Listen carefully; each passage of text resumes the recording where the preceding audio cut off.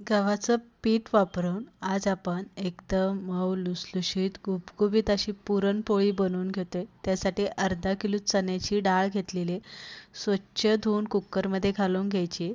थोडीशी हळद, 1 चमचा तेल घालून गरम पाणी घालायचे आणि 5 शिट्ट्या घेऊन एकदम मऊसूत शिजवून घ्यायची. कुकर गार झाला की गाळणीमध्ये असं पुरण वेळून घ्यायचं. मॅचरने जरासं चांगलं हाटून घ्यायचं. किती गोड पाहिजे त्यानुसार गूळ आणि साखर दोन्ही मी एकत्र घातलेले, विलायची पावडर, चिमूटभर मीठ घालून हलवून घ्यायचं आणि गॅसवरती पुरण ठेवून आपल्याला पूर्ण घट्ट सुक्क होईपर्यंत पुरण इथे आपल्याला परतून घ्यायचे. परतल्याच्या नंतर पुरण गार करायला ठेवायचं. गार झालं की चाळणीतून आपल्याला हे पुरण वाटून घ्यायचं, म्हणजे एकदम मोकळं आणि मऊ असं पुरण आपलं पडतं.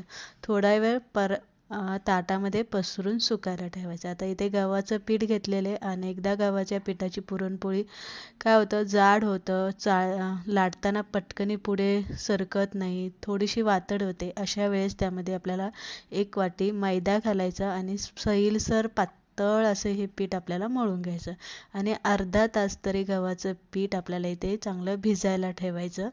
अर्ध्या तासानंतर परत एकदा आपल्याला तेलाच्या 2-3 पळ्या घालायचं. पीठ हलकं चांगलं मळून घ्यायचं आणि नंतर असा उंडा बनवून घ्यायचा.